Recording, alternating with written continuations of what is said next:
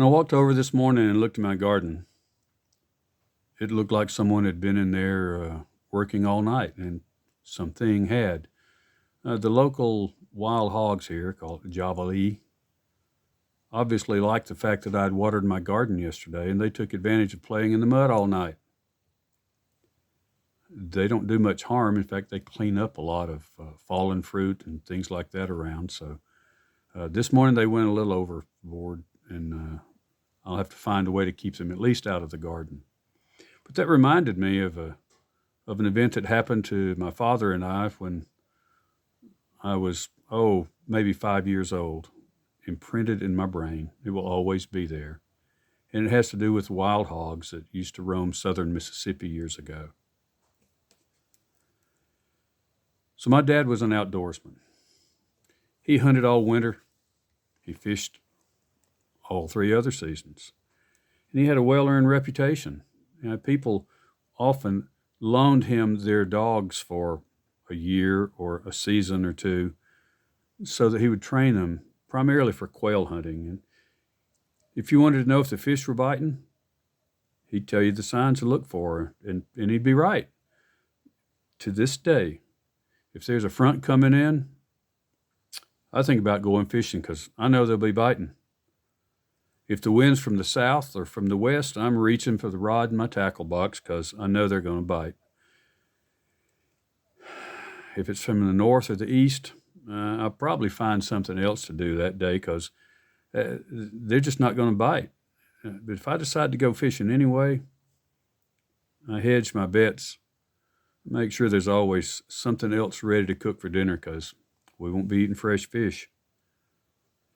So my dad was very good. His dogs only knew a few words, but when he said those words, they snapped to and obeyed right then.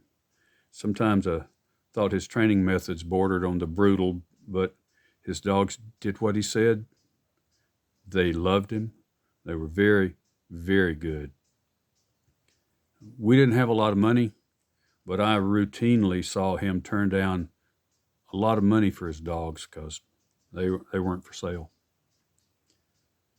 So every day when he wasn't at work was an opportunity to either hunt or fish. It wasn't surprising to find my dad and me walking the mile or so from our house into Terrible Swamp to fish in Terrible Creek. We always got up early. We'd leave before daylight, and there wasn't any road to the creek, just a footpath, so the only option was to walk down. We only took cane poles and a pocket full of spare hooks, some fishing line and sinkers, and probably a few worms, maybe a cricket or two if we could catch them on the way. And depending on how he felt and what the water looked like and other intangibles that I was never made privy to, we'd either use worms as bait and we'd fish for sunfish, or we'd catch small minnows with the worms and use the minnows for bait for bigger fish, or we'd turn over rotten logs and catch salamanders. We called salamanders puppy dogs in the South. And we'd fish for catfish. We didn't care. It was fishing, automatically good. Now, hardly anyone braved this particular swamp, and the fishing was almost always good. No competition. We'd load up as many as we wanted to carry, catch a few more just for good measure, and head for home. My dog Tucky always went with us. One particular day, we were on the way home. We heard Tucky barking. Yeah, that wasn't unusual. First of all, Tucky was a feist. That's what feists do. Secondly, he was a squirrel dog, and the only reason we were fishing instead of squirrel hunting was because hunting season was closed. But his barking sounded funny this time. He was running straight towards us, we could tell. We saw him. He came around a bend in the footpath, and we realized real quick that Tucky was not chasing something. He was being chased. His barking was different because he was scared. And I had instant visions of lions, and tigers, and maybe even bears. I knew there weren't any of those in Terrible Swamp, but what if they were?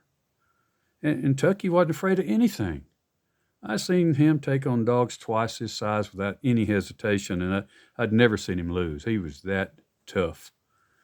But right now he was headed straight for us with his tail between his legs, barking and running from something bad. My dad knew what it was.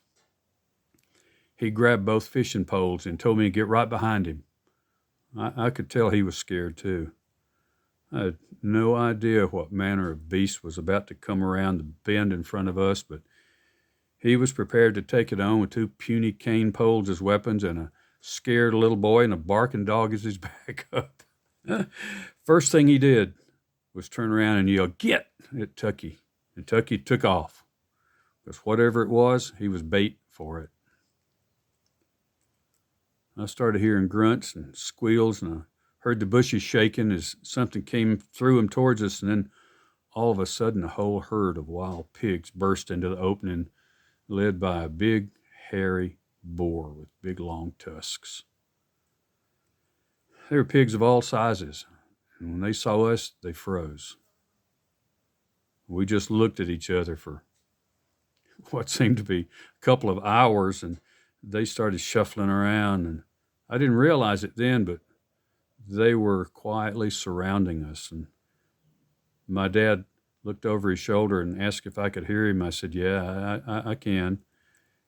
He said, "We're going to scare the pigs away." And I remember thinking, he's crazy. There was a lot of them. I could see those tusks on that big one, and I knew even my dad couldn't win if they decided to attack. He said for me to stay close to him, and I did. He said, "Make as much noise as you can when I start." And I said, "Okay."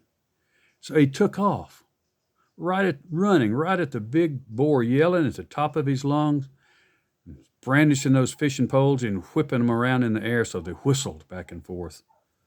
And I was right behind him because I was too scared to stay where I was, and I was yelling all my little boy names at those pigs. I'm not sure that would have worked, but then a miracle happened. That cowardly Tucky, the one who'd used us as bait to ensure his own escape, came bounding in from the side, barking and growling, and that turned the tide. Faced with attack from two sides, the little pigs, then the sows, and finally the big boar took off for parts unknown. Now, I didn't see my dad scared many times, and I didn't see him shaken to the point of having to sit and compose himself either, but that day he had to.